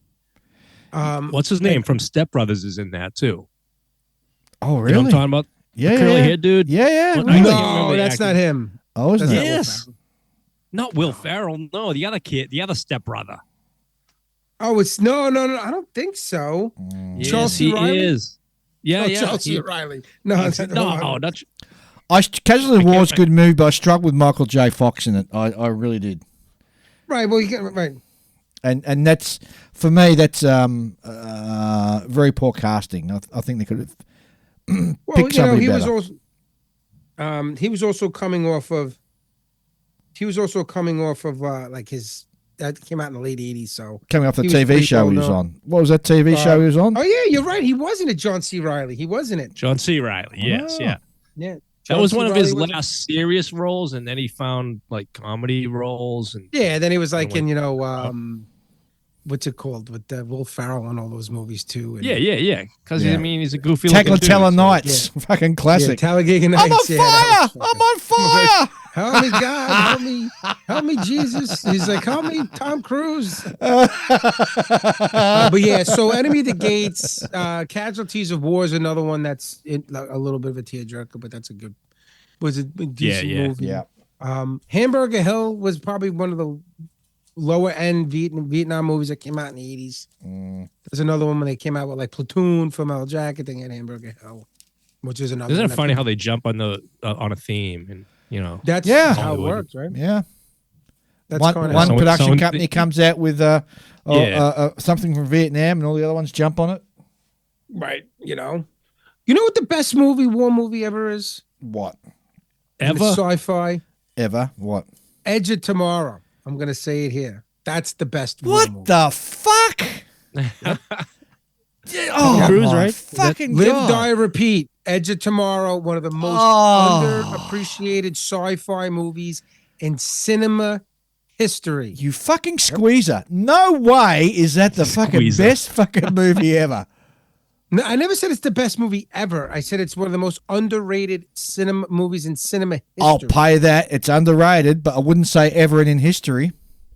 You tell me what an underrated movie is. No, because we're then straying into other areas that we're going to have another. Either you guys are going to do it or I'm going to do it on sci-fi. No, you're not going to do that. Listen to me. This is now the Whitey, Dave, and fucking show now. Because no. I should have copyrighted our debate name, fucking Whitey. Hey? See how this shit starts, Whitey? He's like, Whitey, come on the fucking show. We're going to debate this. He's like, hey, why? I'm like, listen, man, it'll be funny if you come on the show and me and you do a segment, debating. Right? He didn't want to do it. He had dinner plans with the wife. And I was like, you're coming on tonight and we're recording. I rearranged my schedule for it. Yep. Yeah, Here's another I'm one fucking that's busy. here's another old one. Sure. Man, I'm sorry it's black and white, but you're gonna have to suffer through it. Gunga Riv. Din is a Gunga Din with Cary Not Grant. Gunga Din. Start like 17, man. Yes. Look at him, William Holden again. Yes. Bridget I of know. Tokari. It's like, Oh, what's come on. going on, man? How old are you guys? I told you were old, Whitey. No, I was born. I tell you, I'm only like bullshit. 4 years older than you, man. Come on. No, you're not. You're at least 14 years older than me. When were you born, Rob? What was your year of birth or year of hatch? 74. What? I'm You got hatched 51. in 74. I was hatched 74. in 64. So Holy shit, you are an old man. That's why you're the godfather. last No, of the that was fucking not- baby boomers, man. Last of the baby boomers. Nah, you don't look a day over 62. Well, what happens is if you carry a lot of weight, it stretches all the fucking wrinkles out. That's why. That's the trick right there. That's the trick. I wish I could have made IPMS this year. I would have give you a hard time, Dave. Well, I'm being in Fort Wayne this year, so where are you going to be? I'm going to be in South Bend. Fucking cum gargler. What are you going to do in South Bend? Because I'm He's I'm going to- on the the amps- executive amps. board on AMPS, and I'm a Bahama Here we guy. fucking go. Here we go. You can go to both. Yeah. What's stopping you? Dude, I'm not going to Indiana two times in the course of like a 3-month period. All right. Okay. How about you come to a show called Malcolm, and it's in Penang in June. Where is that? Where? Penang, Malaysia. Malaysia? Oh, sorry. That's right. You can't fucking fly because you're a I fucking don't wimp. fucking That's fly right. There we Malaysia. go. There we Dude, fucking didn't a plane go. go down around there somewhere? Some Malaysia flight. They're still fucking Ah. looking for it like 12 years later.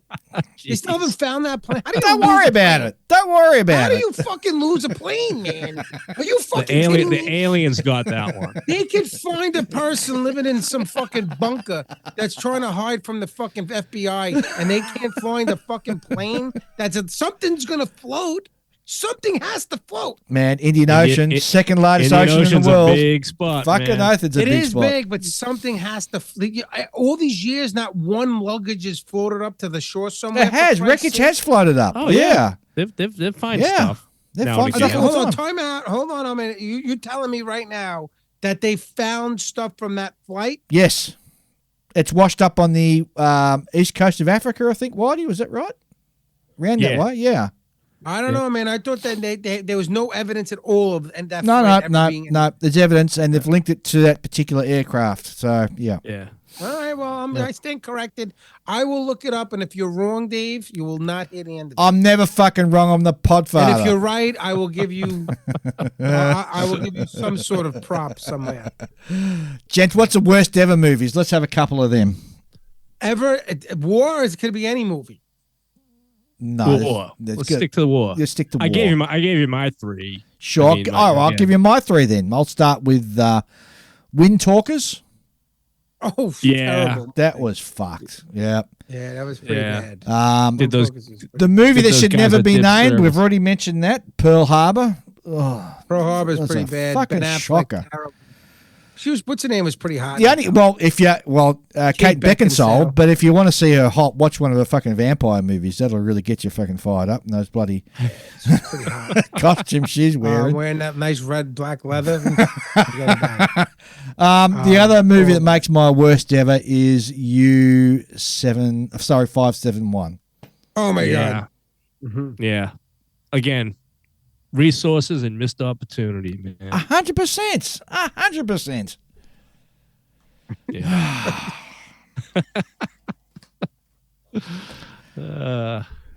That's it. You got nothing more left, Rob?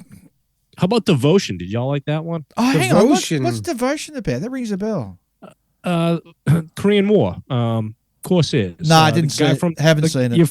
Your buddy from Maverick. Nah, haven't seen it. Which one is this? Who? Movie? Devotion. Devotion. About Ensign Jesse Brown, Corsair pilot, crashes. Then his Oh buddy yeah. What's his name? Glenn Powell's in it. That's right. I say your buddy from Maverick. Yeah. And what's his name is in it too? The guy that played Kang, right? From Good. Marvel. Again, decent flying scenes. Actual Corsairs, actual Bearcats. So right. Another one didn't make our list of any of us was Midway.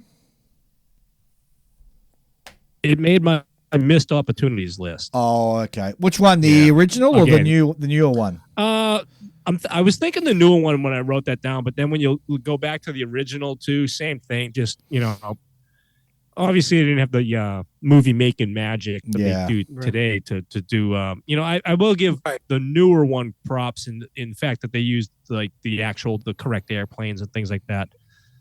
I do recall seeing Midway in theaters with my dad. Excuse me.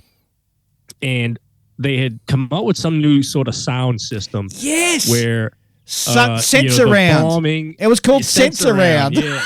And so that come out at the same time as Star Wars. Yeah. And my buddy was in the theater beside us watching Star Wars, and he was like, "I'm trying to watch Star Wars, and all I'm hearing next door is a bunch of bombs going on."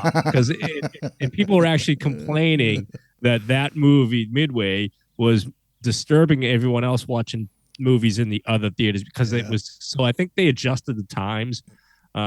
Because that whole opening scene where they took footage from the 30 Seconds Over Tokyo movie. Which I'll talk about that in a second too. As a kid, I didn't realize that was from another film, and then my dad was telling, he's like, that's so again. Watching those Saturday afternoon war movies, 30 Seconds Over Tokyo was on one day, and he's like, "Hey, this is that movie where they took the scenes from." And I had known about the Doolittle Raid just because, again, being an airplane geek, right? World War II history nut, but I didn't know that someone made a movie about it. So I recall watching that film. But I remember Sense Around so much because my dad took me to. We went and watched Midway as well in Sense Around, and the other movie we went and saw in Sense Around was. With Charlton Heston, Earthquake. Yeah. Oh, jeez. Oh, God. The walls are rattling. Yeah. Where's the other one there, Whitey? Had one more, I think. That was it on my missed opportunities. Was Midway, Memphis Belle, and Pearl Harbor. Right. Now I do have what I wish they would do or redo. Okay. Is I wish they would redo a Doolittle Raid movie. Do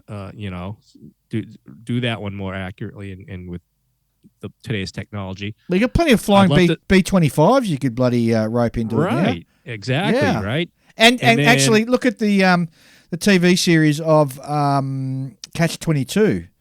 That wasn't half bad, actually. I haven't caught that one yet with George Clooney, right? Yeah, you got to watch it. It's not bad, actually. I got to track that down and see where I can watch that at. Yeah, it's not bad. So I'd like to see them do, again, a Doolittle Raid movie. I would like to see them do a story about Robin Olds. I think they could make a great movie about him. Oh, yeah. Yeah. I just finished reading up Jolly Rogers about VF-17. I think that would make a fantastic movie. But, all of these are all, again, a Korean War air movie, because there's lots of airworthy F-86s and MiG-15s right now, right? And Skyraid as well. But aviation movies are just difficult to make, and to try to portray aerial battles. But I'm going to say that's the one thing that they did right in those two fucking movies that you two bloody sissies love, Top Gun.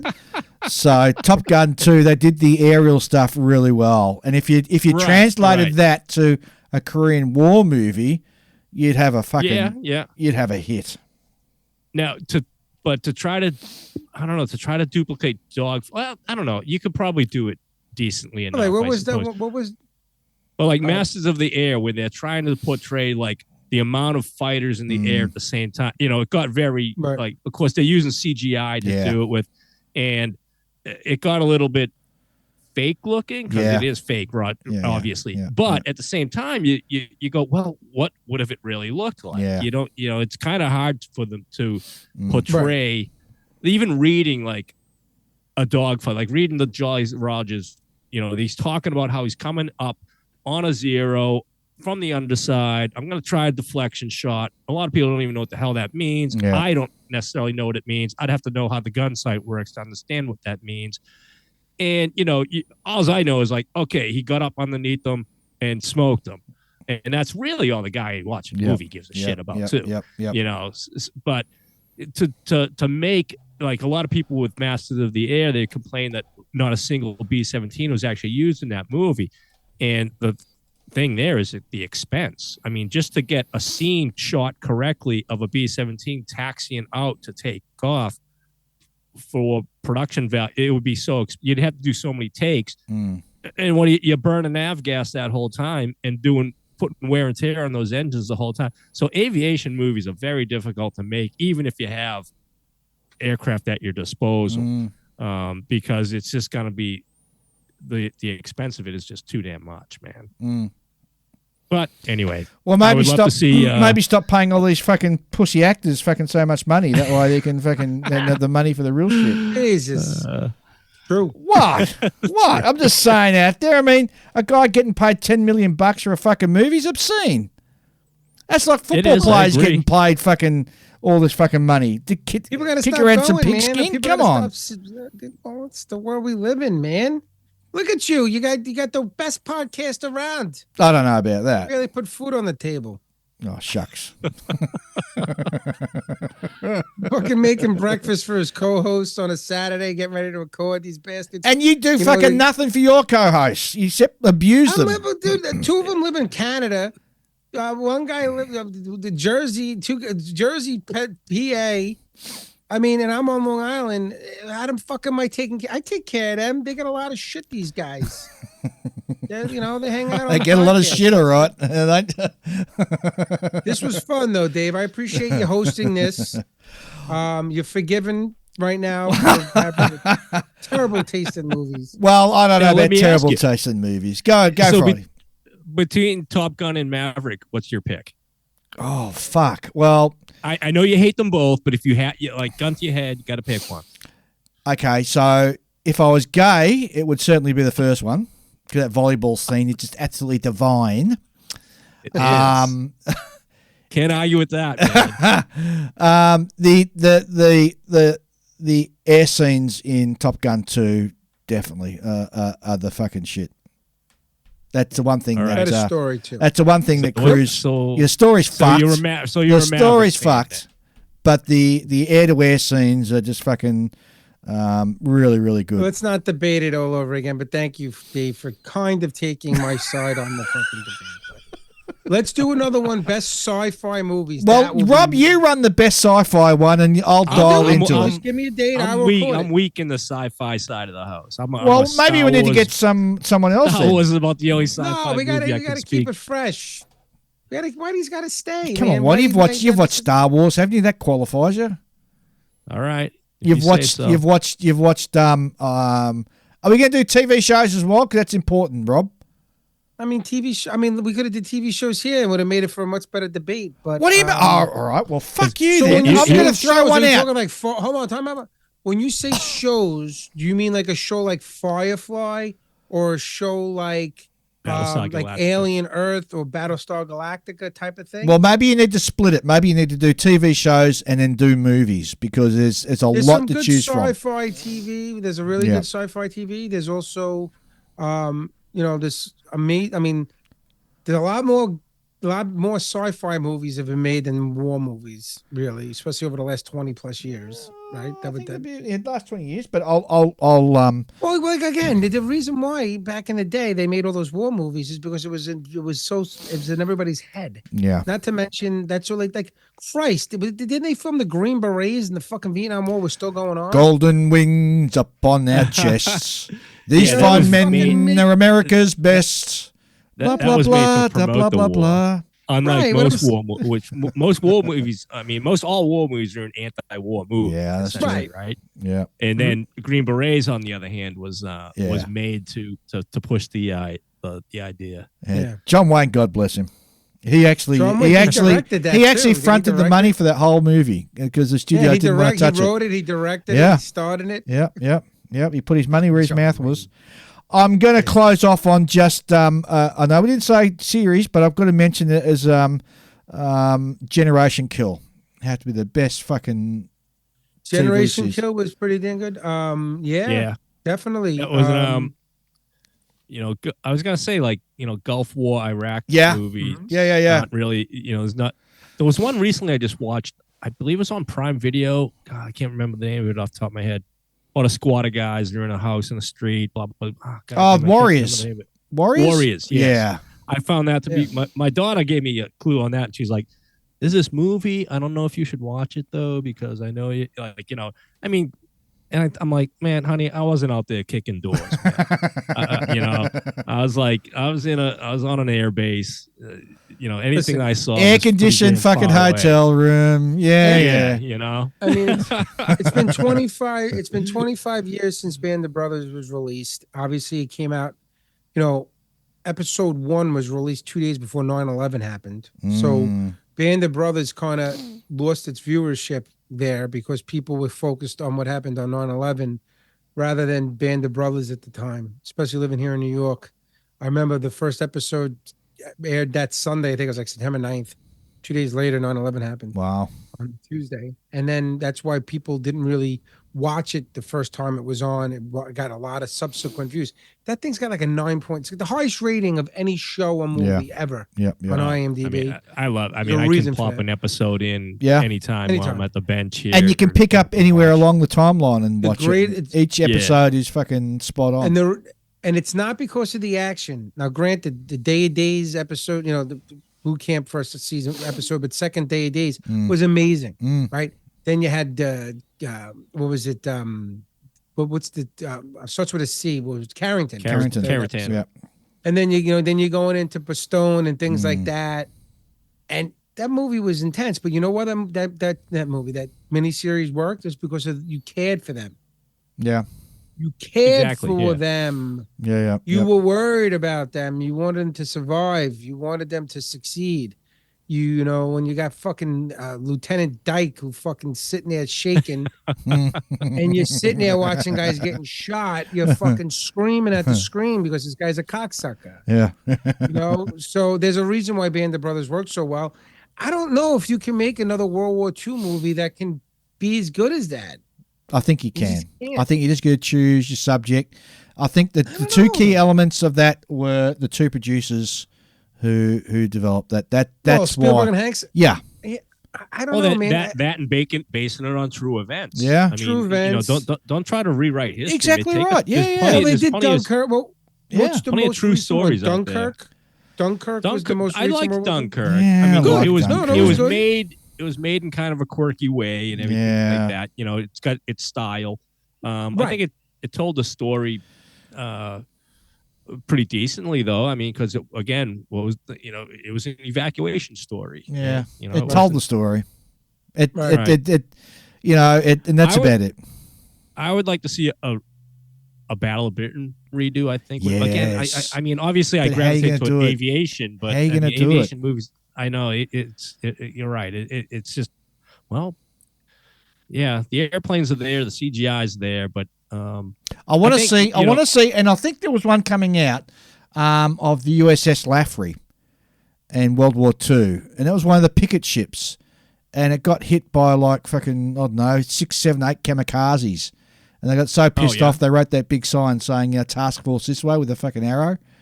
Jesus. But that'd be a great. Hanks tried to do it with Greyhound, I think it was. Greyhound, I enjoyed. I enjoyed that as well. I did, apart from what fucked it up was the submarine coming past and sounding like, it had a monster voice as it's going past. Oh, fuck that shit. It was. Yeah, but also being Apple exclusive. Those exclusive type shows there was what hurts those movies, man. Not enough people see them. Not enough people. I know. You know what? I have every streaming service: Disney Plus, Hulu, Prime, Netflix, this, that, and the other, HBO Max. I don't have Apple no more because there's nothing on it that was worth keeping. That's the only. Oh, come on! What about fucking Silo, man? Fuck out of it. Which one? Oh! What is it? Silo, the TV series. What about Plubris? Come on, man. Come on. But even if it's one, you know what? There's so much better things on. And Foundation. Oh, fuck me, drunk. You are such a fucking squeezer. You really are. Dude, why you gotta skip personal for? I didn't come at you in the because you deserve to be saying personal. You come at me, call me all these Australian insensitive names. Where's the HR? We should have an HR department for our podcast. There's got to be someone to complain to. Where do I put my complaint in? You complain to me, the podfather. See, you're fucked either way, aren't you? Oh my God, that's fucking great. Well, hold on. So let's say this though while we're here. We are going to have another roundtable. It's going to happen. Roger that. So all the podcasts are going to get together. Myself, Whitey's going to come on. He's going to be the representative. Yeah. We don't want Frill though. He's not interesting. No. Samo. Jeez. Him is great, but careful, Rob. Frildo's a fucking big dude. He shook my. The very first time I met him, he shook my hand, and I swear to God, he crushed fucking 4 bones in my fucking hand. Yeah, he's definitely like the first person in his family that's standing up straight. He's definitely definitely a big guy. And don't ever go out with him and fucking try and keep up for him 1-for-1 when you're drinking out in the bar, because he'll fucking. No, I don't drink. Listen, I had a couple. Man, he will fucking wipe the floor with you. I am not a drinker like that, man. I drink a couple of beers and I'm fucking happy. Actually, Whitey can hold his own too in a fucking bar as well. Yeah, they're drunk like drunken sailors. These guys are, man. But we are gonna have that round table. That's gonna be fun. It's gonna be like we're gonna have a cool topics. It's gonna be a lot of fun. Okay. We're gonna do. Because you're going on, what do you call it, holiday? You going on your holiday? Yeah, I take off on Tuesday. Where you going? I'm going to Paris, Lisbon, Toronto, Montreal, Auckland, and home. You're going to Europe, then coming to Canada, and then going home? Like, wow, man, it's got to be great being Dave Goldfinch. For Christ's sake. Jeez, I know. Wow. It's just a little round-the-world trip. This guy's just blowing money. I've got jet setter. I'm going to Paris for lunch, then we're going to Toronto for dinner. What's your time on? Like a month then, or what? Yeah, about a month. We're away for 21 days, I think, all up. And look, I've got to do it because if I keep Michelle happy, then she doesn't bat an eyelid if I say I'm going to the US or I'm going to Penang or where I'm going next for a model show. She goes, yeah, sure, honey, off you go. As long as I take her to fucking Paris or Europe once every 2 years, she's happy. Happy wife, happy life. That's the way to fucking do it. Happy spouse, happy house. You know, not like your wife, Michelle, Rob, where she's just fucking banging on the floor and you're down in a little dungeon and she's just going, yeah. Deb will come down and start beating the shit out of me. She has me talking. It's crazy. It's crazy, man. You got to be careful what you say. I got to be careful because if she's roaming upstairs, she's in circles like a shark.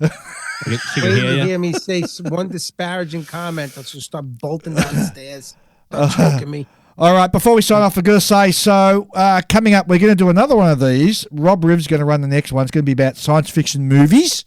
And then we will do another one about science fiction TV shows. And No, the movies is going to be fun. That's going we'll to be do the good. movies. So, Rob, you'll organise that. It's been a lot of fun having you guys on. I know we've taken the piss out of each other, and it's all in fun, and we've had a fucking great time. I've drunk my 1 bottle of beer for the day. The Weizenhefner. Yeah. I love it. I love it. It's like a good bottle, one. but it's like a 45-ounce bottle. Yeah, it's like a 45 quart, ounce, you fucking imperial. It's half a litre, you mong. What the hell's half a liter? What the fuck is half a liter? The whole fucking world knows what half a litre is, except for you. How many ounces is that? How many ounces in it? I don't know. I work in metric. It doesn't Okay, so how say. many meters Think of is a it? How think many of a meters? 2-liter bottle of soda. Yeah. You get that at the Right, supermarket. it's like you drink like 3 beers. It's like drinking a pint. This So if he fucking drank a guy. quart, he This drank fucking half a guy, I liter. tell you. I tell you, this fucking guy. Listen, man, you did good for getting. I could tell you got a little intoxicated during part of the I show. didn't get intoxicated on one You're beer. a little. Listen, if you had to do a field sobriety test right now, you could barely stand one. All right, I want you to start counting back from 46, and I want you to end at 37. 46, 28, 19, 8. Those fuckers, when they want you to do, like, dude, can I just fucking do the alphabet? What do I got to stop at Q for, you asshole? I can't do the I don't know, alphabet like that. backwards when I'm Right, it's sober. like Jesus it's like Christ. I want you to do the alphabet sober, start backwards, starting from Q to P. The only good thing about me being in Europe is I'm missing out on all the hot weather because we're having like 40 degrees temperatures rocking up next week. So I think, fuck, I'm not around for that. Yeah, who the fuck? That was like 100 degrees out with 40 degrees Celsius. Well, I don't know. Do the conversion. 40 C to Fahrenheit is like fucking 104. That's horrible. Yeah, I know. It's fucking terrible, man. It's where you live in there's a reason why you only have a 10 million person population. Who the fuck wants to 27 live- million. Thank you very much. I got 27 million people live in my island over here on Long Island, for Christ's sake. I've been to Long Island a number I of can, walk, times. I can I've stick been my there, hand out man. the window and give my neighbor fucking sugar. The only good part about fucking Long Island is Montauk, and that's it. Yeah, man. Have you ever been to Montauk? Have you ever been to Yeah, Montauk? I've been to Montauk. I've been to Comac. Really? I've got to tell you a story. Comac? What the fuck were you doing in Comac? I've got to tell you a story. And this is the problem when I talk to you, Rob Riv.